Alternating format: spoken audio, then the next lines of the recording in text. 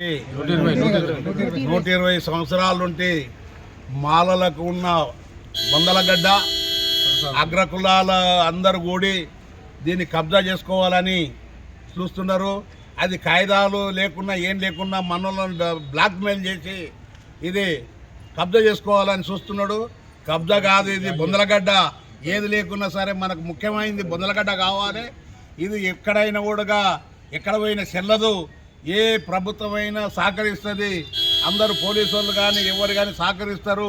దీంట్లో గిట్ట ఎవరే కానీ ఏ కులమే కానీ నాది అని వస్తానంటే వాళ్ళది అంత చూస్తాం. ఏంటంటే బొందలగడ్డ, ఇది బొందలగడ్డ తిరిగి ఇట్ట వచ్చిందనుకో బాగుండదని కూడా నేను మనవి చేస్తున్నాను. చాలా తీవ్రంగా ఇది ఒక్కటే బస్తీ కాదు, అన్ని బస్తీలు వచ్చి చాలా ఉద్యమం చేసి దీన్ని చాలా జాగ్రత్త కాపాడుకున్న బాధ్యత మాకుంది. అందుగురించనే ఇల్లు కాదు, ఆ ఇండ్లు కాదు ముఖ్యం, బొందలగడ్డ ముఖ్యం. 120 సంవత్సరాల నుండి ఉన్న బొందలగడ్డను కబ్జా చేయాలని కన్నువాడి కబ్జా చేయాలని కొంత నాయకులు చేస్తున్నారు. ఓ వ్యక్తి, ఆ వ్యక్తిని మేము తీవ్రంగా ఖండిస్తున్నాం. ఏదే కానీ ఇంకా గిట్ట వస్తేనంటే మేము మటుకు చట్టప్రకారంగా మేము ఏం చేయాలనేది అది చేస్తాము.